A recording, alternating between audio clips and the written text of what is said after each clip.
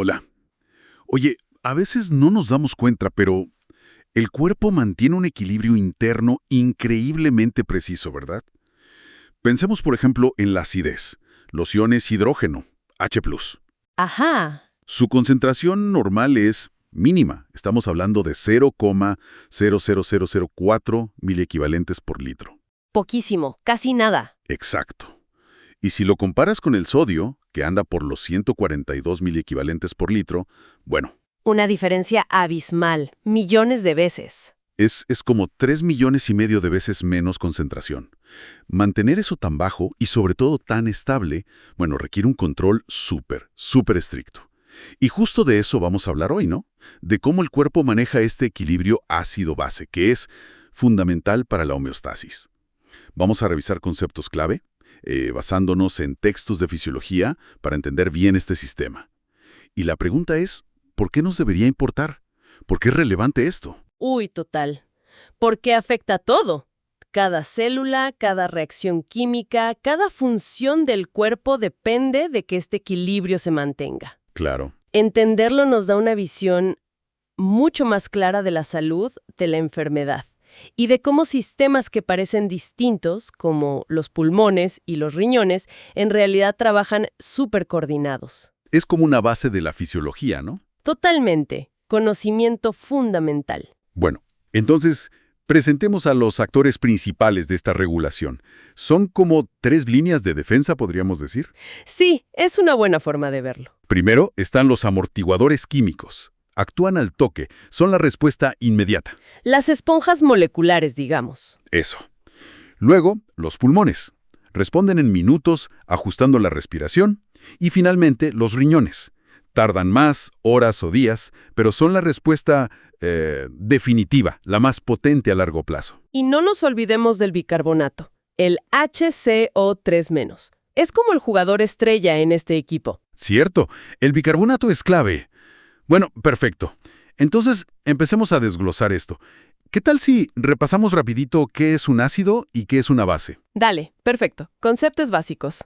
Un ácido es una molécula que puede donar un ion hidrógeno, un H+. Por ejemplo, el ácido clorhídrico, HCl, que es fuerte, dona H+ muy fácil. Ajá. O el ácido carbónico, H2CO3, que es débil, lo dona con más dificultad. Exacto. Y una base es lo contrario. Acepta SH+. El ion bicarbonato, HCO3-, es una base débil. El ion hidroxilo, OH-, es una base fuerte. Acepta H+ con muchas ganas. Y ahí está la diferencia clave entre fuerte y débil, ¿no? La facilidad con que sueltan o agarran ese H+. Precisamente. Y bueno, un alcalí es una base fuerte que generalmente está unida a un metal, como el hidróxido de sodio, NaOH. Ok, clarísimo. ¿Y cómo medimos esto? Mencionaste lo bajísima que es la concentración de H+. Claro, para no trabajar con números tan chiquitos, con tantos ceros, usamos la escala de pH. La famosa escala de pH. Exacto. Es una escala logarítmica y además inversa. La fórmula es pH igual a menos logaritmo de la concentración de H+. Entonces, un pH bajo significa más H+, o sea, más ácido. Un pH alto significa menos H+, más alcalino. Y el valor normal en sangre arterial es 7,4, ¿verdad? 7,4. Ese es el punto de referencia. En sangre venosa o en el líquido entre las células es un poquito más ácido, como 7,35, por el CO2 extra que viene de los tejidos. Ah, claro. Dentro de las células, el pH puede variar bastante más, entre 6,0 y 7,4. Y la orina. Bueno, la orina puede tener un rango enorme, desde muy ácida, 4,5, hasta alcalina, 8,0, dependiendo de lo que el cuerpo necesite eliminar. Entiendo. ¿Y los términos acidemia y alcalemia? Son simples. Acidemia es cuando el pH de la sangre baja de 7,4. Alcalemia es cuando sube por encima de 7,4. Y acidosis y alcalosis son los procesos que causan esos cambios, ¿no? Exactamente. Es importante distinguir el estado, acidemia, alcalemia, del proceso, acidosis, alcalosis. Y remarcar algo crucial. El rango de pH compatible con la vida es súper estrecho, ¿De cuánto estamos hablando? más o menos entre 6.8 y 8.0. Si el pH se sale de ahí, aunque sea por poco tiempo, Es peligroso. muy peligroso. Puede ser fatal.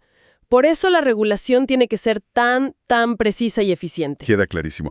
Volvamos a esas 3 líneas de defensa que mencionamos, la estrategia del cuerpo. Dale. La primera línea dijimos los amortiguadores químicos. Actúan en segundos. ¿Cómo funcionan exactamente? Son como... Son moléculas que están disueltas en los líquidos del cuerpo, tanto fuera como dentro de las células. Su función es atrapar H+ si hay un exceso, o liberar H+ si hay un déficit. Lo hacen casi instantáneamente. Evitan que el pH cambie bruscamente. Exacto. Son como un colchón. Los principales son el sistema bicarbonato, el sistema fosfato y las proteínas. Bien. Segunda línea. El centro respiratorio, los pulmones. Actúan en minutos. Sí. El sistema respiratorio controla cuánto CO2 eliminamos al respirar. Y el CO2 está relacionado con el ácido carbónico. Directamente. CO2 más agua forma ácido carbónico. Entonces, si respiras más rápido, eliminas más CO2, baja el ácido carbónico y el pH sube. Si respiras más lento, retienes CO2, sube el ácido carbónico y el pH baja. Es un control bastante rápido. Y la tercera línea, los riñones. Los más lentos, pero dijiste los más potentes a largo plazo. Correcto. Tardan horas o incluso días en desplegar todo su efecto, pero son los únicos que pueden hacer 2 cosas clave. Eliminar del cuerpo los ácidos que no son volátiles. O sea, los que no se pueden exhalar como CO2. Esos mismos, los que vienen principalmente del metabolismo de las proteínas. Y la otra cosa clave es que pueden ajustar la cantidad total de base, de bicarbonato, en el cuerpo. Pueden generar bicarbonato nuevo o eliminar el exceso. Ok, entonces recapitulemos la diferencia clave en su acción. Fundamental. Los amortiguadores químicos actúan ya, pero solo neutralizan temporalmente. No eliminan nada del cuerpo. Son como pasar la mopa rápido. Entendido. Los pulmones sí eliminan ácido, pero solo en forma de CO2. Es como ventilar la habitación. Buena analogía. Y los riñones son los que hacen la limpieza a fondo, sacan la basura ácida fija y además regulan las reservas de bicarbonato. Trabajan juntos, pero a diferentes tiempos y con diferentes herramientas. Perfecto. Ahora sí, metámonos de lleno en el primer sistema, el bicarbonato. Dijiste que es el más importante fuera de las células. Sí, el sistema HCO3CO2. Sus componentes son el ácido carbónico H2CO3, que es un ácido débil y está en equilibrio con el CO2 disuelto en la sangre. Y el ion bicarbonato, HCO3-, que es su base conjugada débil, usualmente presente como bicarbonato de sodio. Exacto. ¿Y cómo funciona para amortiguar? Si entra un ácido fuerte, por ejemplo, ácido clorhídrico, HCl de alguna fuente. El bicarbonato HCO3- reacciona con él. El H+ del HCl se une al HCO3- y forma H2CO3, ácido carbónico, que es débil. El cloro se une al sodio que acompañaba al bicarbonato. O sea, HCl más NaHCO3 da H2CO3 más NaCl. Cambiamos un ácido fuerte por uno débil. Precisamente. Y ese H2CO3 se descompone muy rápido en CO2 y agua, el CO2 extra. Ujú. Lo respiramos y lo eliminamos. Ingenioso. Muy. Y si entra una base fuerte, como hidróxido de sodio, NaOH, Reacciona con el otro componente, el ácido carbónico, H2CO3. exacto. El OH- de la base fuerte toma el H+ del H2CO3, formando agua. Y lo que queda es NaHCO3, bicarbonato de sodio, una base débil. O sea, NaOH más H2CO3 da NaHCO3 más H2O. Cambiamos una base fuerte por una débil. Tal cual. Y mencionaste antes la anhidrasa carbónica. Sí, una enzima. Es crucial porque acelera muchísimo la reacción entre CO2 plus H2O y H2CO3, en ambas direcciones. Sin ella, esto sería demasiado lento. Y todo esto se puede resumir matemáticamente con la ecuación de Henderson-Hasselbalch, ¿no? Así es, la ecuación dice pH igual a pKa plus logaritmo de la concentración de la base, HCO3, dividida por la concentración del ácido, H2CO3. Y como el H2CO3 depende del CO2 disuelto, Podemos reescribirla relacionándola directamente con la PCO2, la presión parcial de CO2. Queda pH igual a 6.1 plus logaritmo de HCO3 menos 0.03 PCO2. ese 6.1 es el pK del sistema. Correcto. Y lo fascinante de esta ecuación es que te muestra negro sobre blanco que el pH de la sangre depende directamente de la relación entre el bicarbonato y la PCO2, El bicarbonato siendo el componente metabólico regulado por los riñones, y la PCO2 el componente respiratorio. regulado por los pulmones. Es un balance constante entre estos dos órganos para mantener ese pH en 7.4. Pero acá tengo una duda que me surgió antes. Si el pK es 6.1 y el pH normal es 7.4, un buffer funciona mejor cerca de su pK, ¿no? 6.1 está bastante lejos de 7.4. Muy buena observación. Entonces, ¿por qué decimos que es el sistema amortiguador más importante del líquido extracelular si su química no parece la ideal? Excelente pregunta. Tienes toda la razón. Si lo miras solo desde la química, su pK no es óptimo para amortiguar a pH 7.4 y sus concentraciones tampoco son las más altas comparadas con otros buffers como las proteínas intracelulares. Entonces, ¿Por qué? El secreto de su importancia fisiológica no está en su química intrínseca, sino en que sus dos componentes, el bicarbonato y la PCO2, son regulados. Y no por cualquier cosa, sino por dos sistemas potentísimos. Los riñones ajustan el bicarbonato y los pulmones ajustan la PCO2. claro. Es esa capacidad de regulación activa, dinámica e independiente de ambos componentes lo que le da una versatilidad y una potencia fisiológica enormes, mucho más allá de lo que su pK sugeriría. Entendido. No es solo la molécula, es todo el sistema de control detrás. Qué bueno. ¿Y los otros buffers? Mencionamos el fosfato. El sistema fosfato, HPO4-, H2PO4-. Tiene un pK de 6.8. Ese sí está más cerca del 7.4.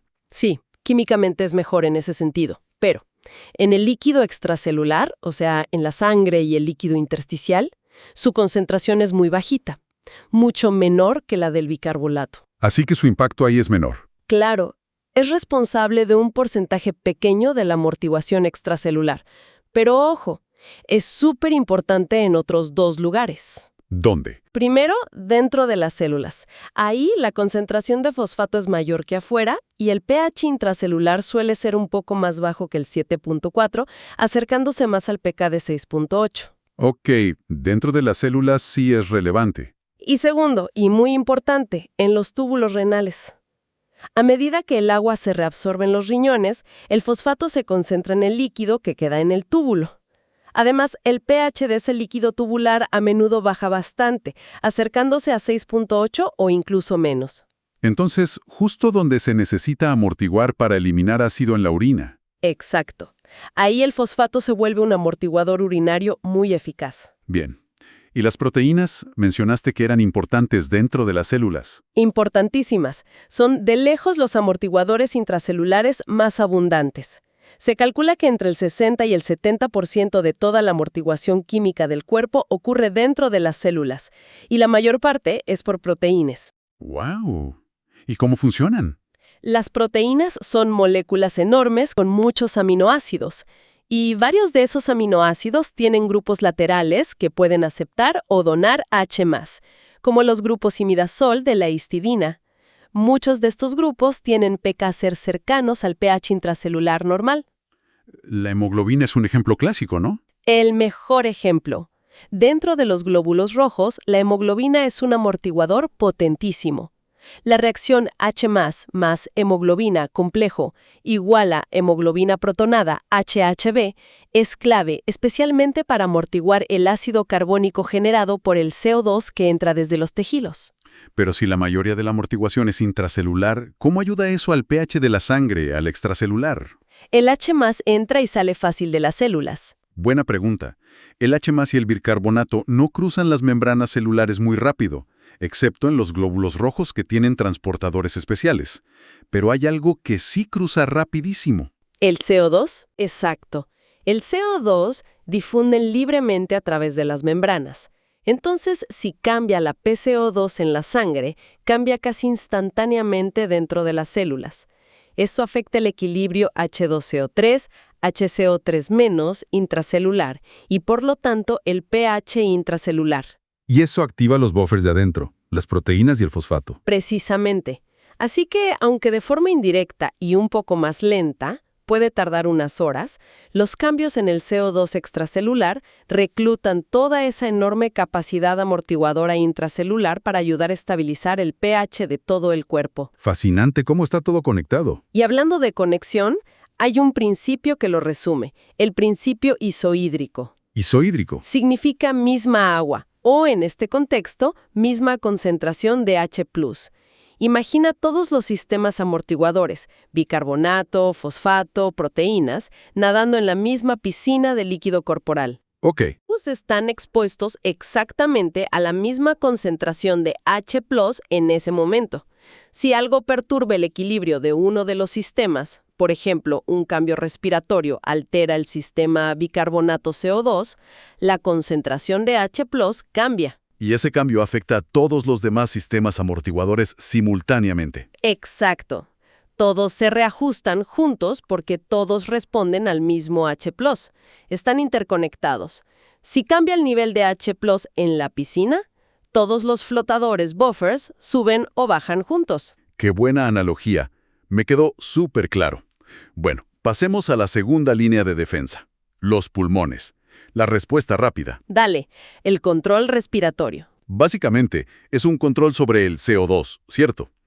El cerebro detecta cambios en el pH o directamente en el CO2 de la sangre. Principalmente a través de quimiorreceptores. Y ajusta la frecuencia y la profundidad de la respiración, si hay acidosis, o sea, demasiado H+. El cerebro manda la señal de hiperventilar, respirar más rápido y profundo. Para eliminar más CO2. Al bajar el CO2, baja el ácido carbónico, y eso ayuda a que el pH suba de vuelta a la normalidad. Correcto. Y si hay alcalosis, poco H+. El estímulo respiratorio disminuye. Se respira más lento y superficialmente. Esto retiene CO2 en el cuerpo. Sube el CO2, sube el ácido carbónico, y eso ayuda a bajar el pH hacia 7.4. Es un sistema de retroalimentación negativa clásico y muy efectivo.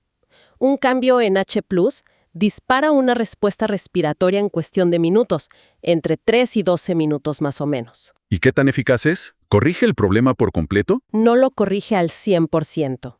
Se dice que tiene una ganancia de 1 a 3. Esto significa que compensa entre el 50 y el 75% del disturbio inicial de pH. No es una corrección total, pero sí una ayuda muy significativa y rápida. 50-75% es bastante. Es muchísimo. De hecho, la capacidad amortiguadora total del sistema respiratorio es enorme. Se estima que es 1 o 2 veces mayor que la capacidad combinada de todos los amortiguadores químicos que vimos antes.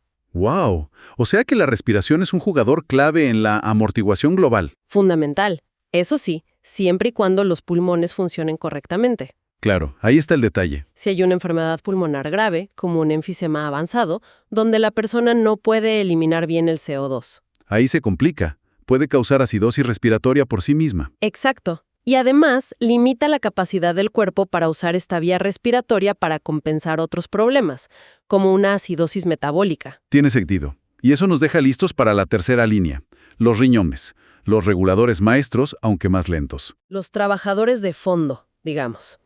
Tardan horas o días en mostrar su efecto completo, pero son los que hacen el ajuste fino y definitivo. Pueden excretar orina ácida o básica según lo que necesite el cuerpo. Mencionaste 3 tareas clave para los riñones. ¿Recordamos cuáles serán? Sí. 1. Reabsorber prácticamente todo el bicarbonato que se filtra en ellos cada día. Es una cantidad enorme. 2. Secretar activamente el exceso de H+ hacia la orina. Y 3, la más crítica a largo plazo, generar nuevo bicarbonato para reponer las reservas del cuerpo cuando se han consumido por una acidosis. Y las cifras que diste eran impresionantes. ¿Cuánto bicarbonato filtraban? Unos 4.320 miliequivalentes, MQ, por día. Es muchísimo. Y tienen que reabsorber casi todo eso. 4.320. Y para lograr eso, y además eliminar los aproximadamente 80 miliequivalentes diarios de ácidos fijos que produce el metabolismo, principalmente de proteínas, Tienen que secretar H+. ¿Cuánto? calculan unos 4.400 miliequivalentes de H+ secretados a la orina par día.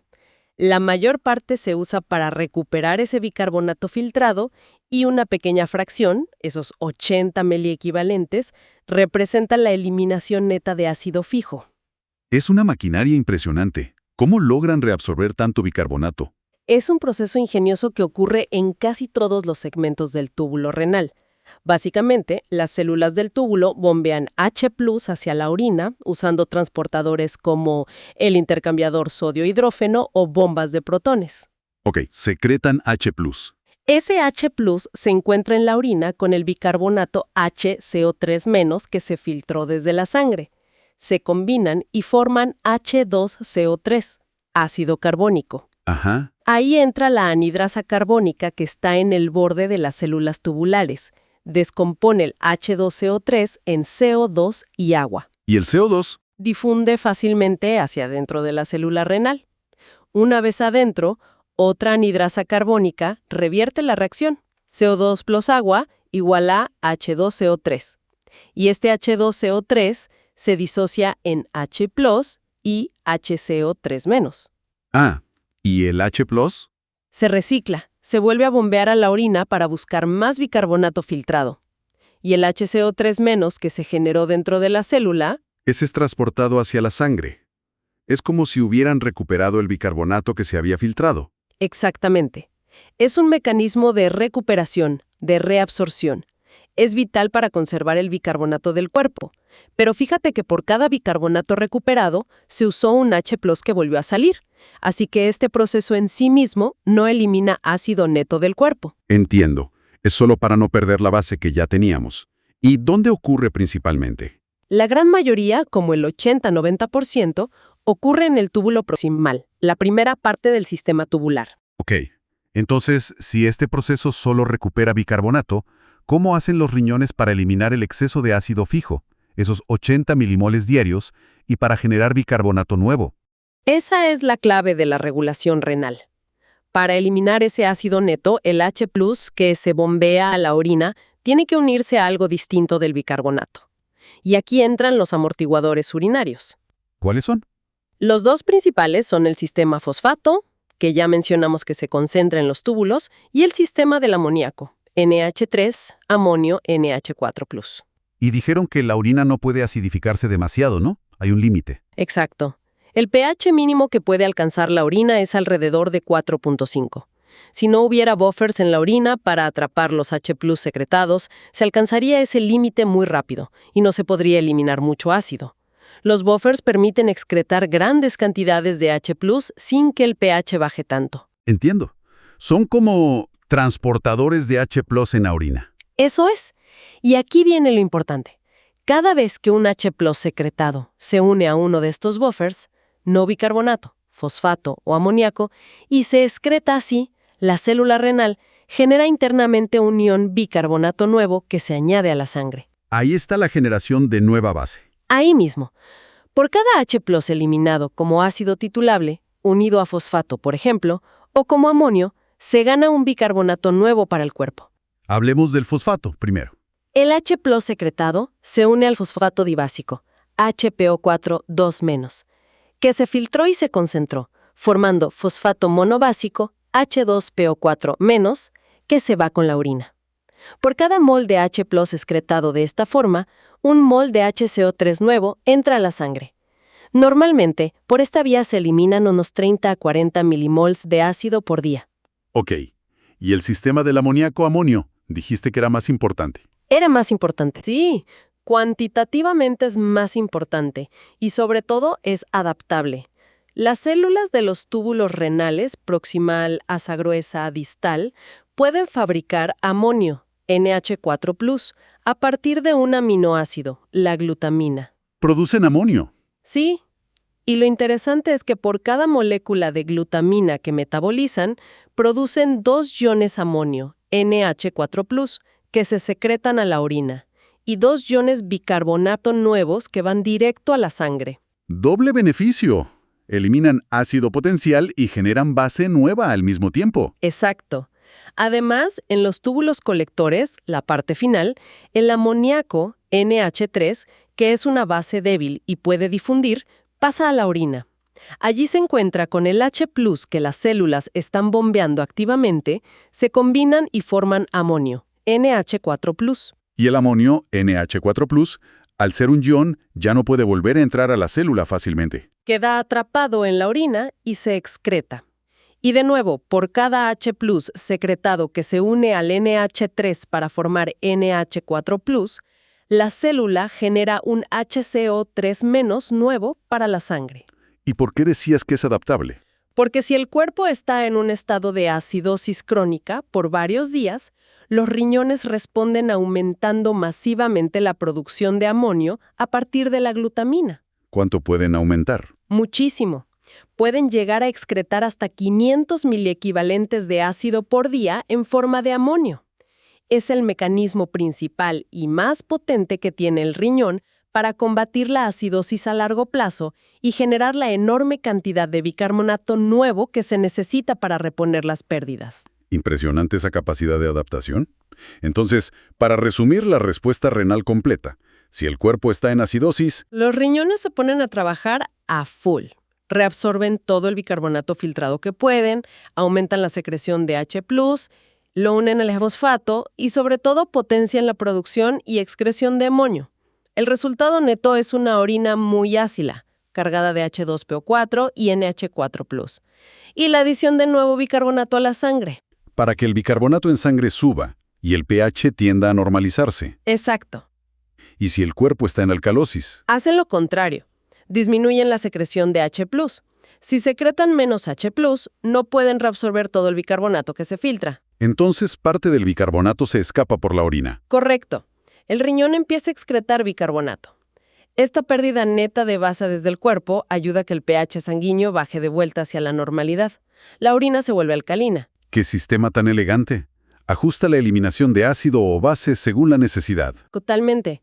Y hay varios factores que modulan finamente esa secreción renal de H+. Los más importantes son el propio pH y la PCO2 de la sangre. La acidosis, H+ alto o PCO2 alta, estimula la secreción de H+. La alcalosis, H+ bajo o PCO2 baja, la inhibe. ¿Alguna hormona participa? Sí, la aldosterona y la angiotensina TOS también estimulan la secreción de H+. Y los niveles de potasio tienen un efecto. La falta de potasio, hipocalemia, tiende a aumentar la secreción de H+, mientras que el exceso, hipercalemia, la disminuye. Es una regulación compleja y multifactorial. Increíble, la verdad. Todo un mundo el del riñón. Bueno, creo que hemos cubierto bastante terreno. Recapitulando muy brevemente, el cuerpo tiene esta estrategia en capas, ¿no? Sí, multinivel. Amortiguadores químicos para el impacto inicial, segundos. Pulmones para un ajuste rápido del CO2, minutos. Y los riñones para la corrección lenta pero definitiva, horas a días, manejando los ácidos fijos y la reserva de bicarbonato. Y la clave es la coordinación, especialmente entre pulmones y riñones, regulando ese sistema bicarbonato-CO2, que como vimos es central aunque su química no sea la ideal. Exacto. Su poder viene de esa regulación fisiológica. Así es. Y entender todo esto es, como decíamos al principio, fundamental en fisiología y en la clínica. Claro, porque los desórdenes ácido-base Son precisamente eso, una falla o una sobrecarga en alguno de estos sistemas de regulación.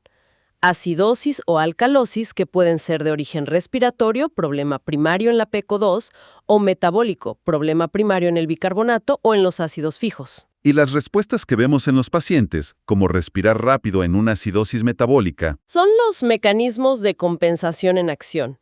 El cuerpo intentando usar las otras líneas de defensa para minimizar el cambio de pH y restaurar el equilibrio, aunque no pueda corregir la causa original. fascinante. Bueno, para cerrar y dejar algo picando. Hemos visto lo robustos y complejos que son estos sistemas de regulación. Muchísimo. Pero me pregunto, ¿hasta qué punto podemos llevarlos al límite? Pienso en dietas muy extremas o ejercicio físico súper intenso y prolongado. O ciertas enfermedades crónicas, claro. Exacto. ¿Qué consecuencias podrían tener a largo plazo? Quizá ocultas, incluso si el cuerpo logra mantener el pH sanguíneo más o menos compensado. Hay un desgaste. Es una excelente pregunta para reflexionar. ¿Cuál es el costo de esa compensación mantenida? Y mirando hacia adelante, ¿cómo podríamos quizás en el futuro desarrollar terapias que apoyen o incluso manipulen estos mecanismos naturales de forma más inteligente, más precisa, para tratar desórdenes ácido-base complejos? Sin duda, áreas de investigación muy activas y relevantes. Queda ahí la pregunta. Muchísimas gracias por este análisis tan detallado y claro. Un placer, como siempre. Es un tema apasionante. Totalmente. Y gracias a todos por acompañarnos.